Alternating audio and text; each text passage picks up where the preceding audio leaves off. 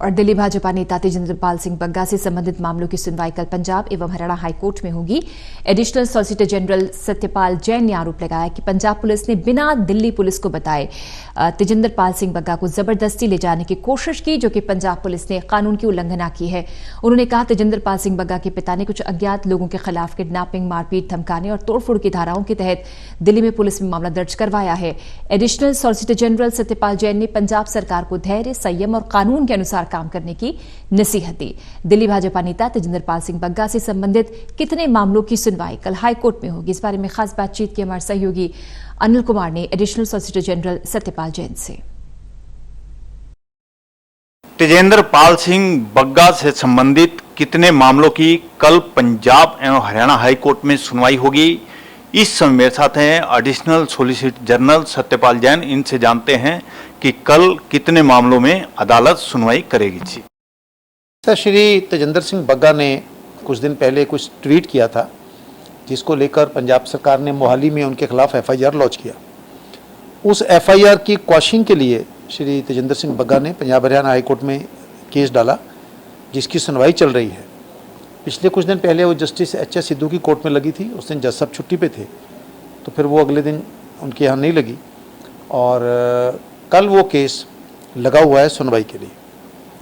इसी दौरान जब पंजाब पुलिस ने उनको दिल्ली से पकड़ा, अपनी कस्टडी में लिया, तो उनके पिता ने एक FIR लॉन्च किया कि मेरे बच्चे को किडनैप किया गया है। दिल्ली पुलिस ने को पंजाब पुलिस ने पकड़ने से पहले कोई जानकारी नहीं दी, कोई कॉन्फिडेंस में नहीं लिया, कुछ किया नहीं था। इस पर दिल्ली पुलिस ने FIR लॉन्च किया।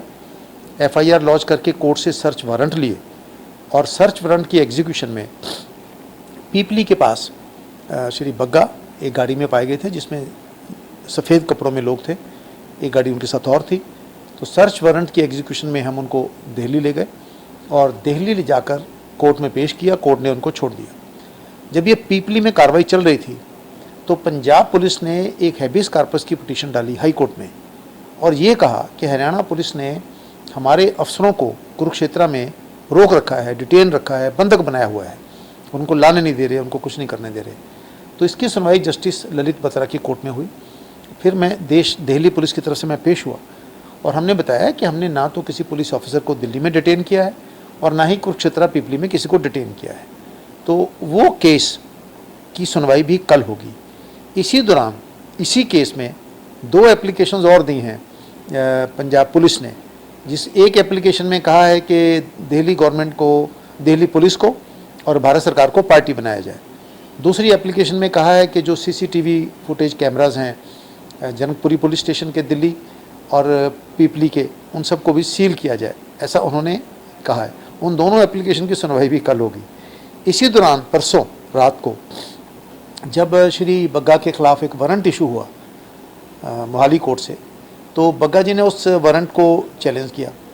चैलेंज करने पर बग्गा के वकीलों ने उसके खिलाफ भी एक अर्जेंट पिटीशन डाली, जिसकी सुनवाई रात को 11 साढ़े 11 बजे जस्टिस साहब के घर में हुई और जज साहब ने 10 तारीख तक उनकी ये कह के कि एडवोकेट जनरल पंजाब ने ख़ुद बयान दिया है कि हम 10 तारीख तक उस वारंट की तामील नहीं करेंगे। तो ये मामला भी कल सुनवाई के लिए आएगा। तो इस तरीके से ये जो सारी 4-5 एप्लीकेशंस हैं, दोनों केस हैं, उन सब की सुनवाई कल होने की संभावना है। जैन साहब, जो पंजाब पुलिस ने मामला दर्ज किया है, किन धाराओं के तहत तेजिंदर पाल सिंह बग्गा के खिलाफ किया है? उनका ये कहना है कि जो उनका ट्वीट था वो अरविंद केजरीवाल जी को जान से मारने की धमकी है, थ्रेट है, ऐसी ऐसी बातें कह के उन्होंने केस दर्ज किया है। अब उस केस में मोहाली में चल रहा है वो। अभी उन्होंने कल वारंट इशू किया था, तो इस वारंट का अरेस्ट का वो आके निकल गया। मैं व्यक्तिगत तौर पर महसूस करता हूँ कि पंजाब की जो आम आदमी पार्टी की सरकार है, वो थोड़ा गैर जिम्मेदारा व्यवहार कर रही है। कोई आपका विरोधी हो सकता है, आपके साथ किसी का मतभेद हो सकता है, किसी की टिप्पणी से आप आहत भी हो सकते हैं, कई बार होता है ऐसे। लेकिन पार्टी में और सरकार में अंतर है। पार्टी जैसे मर्जी रिएक्ट करना चाहे करे, सरकार को तो कानून के अनुसार काम करना होता है। सरकार कानून की उल्लंघना नहीं कर सकती है। इस केस में पार्टी उनके खिलाफ बोल रही है, वो मेरी समझ में आता है, पार्टी के नाते आप कर सकते हो।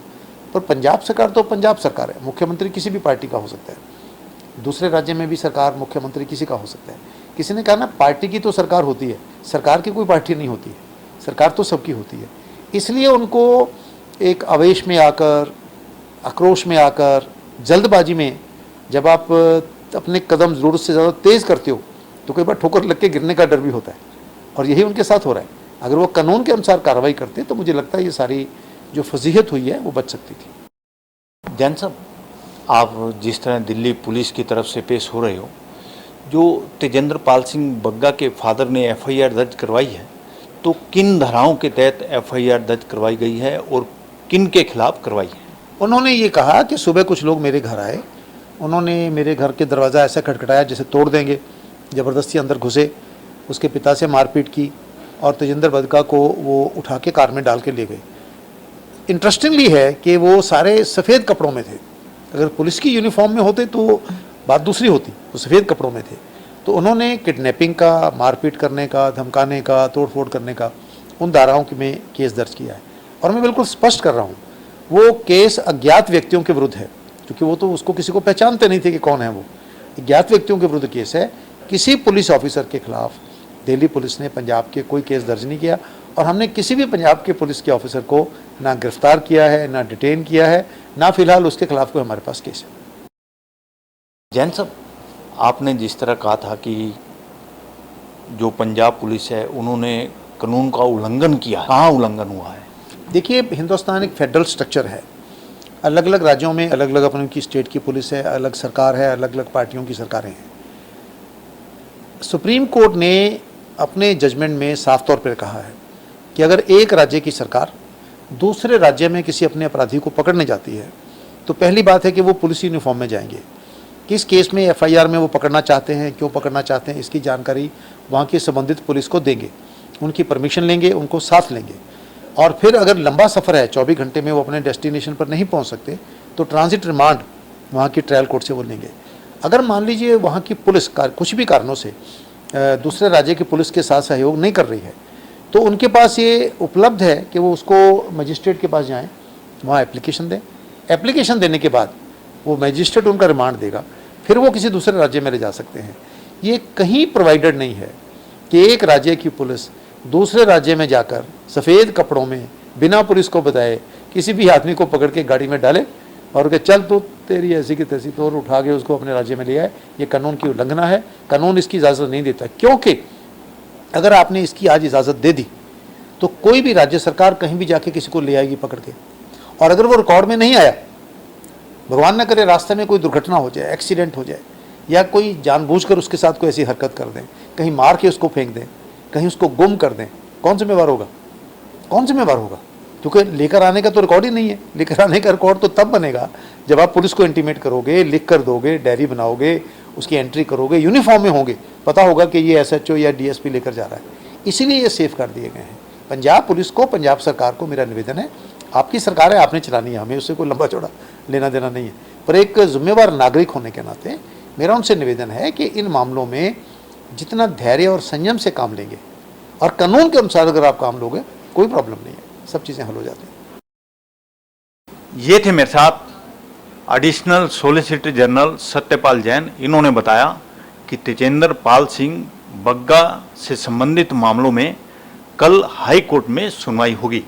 वहीं इन्होंने बताया कि पंजाब पुलिस ने कानून का उल्लंघन किया है। इसके साथ साथ उन्होंने नसीहत दी है कि पंजाब पुलिस को धैर्य से काम लेना चाहिए और कानून के दायरे में रहकर कार्रवाई करनी चाहिए। Anil Kumar, total news, Chandigarh.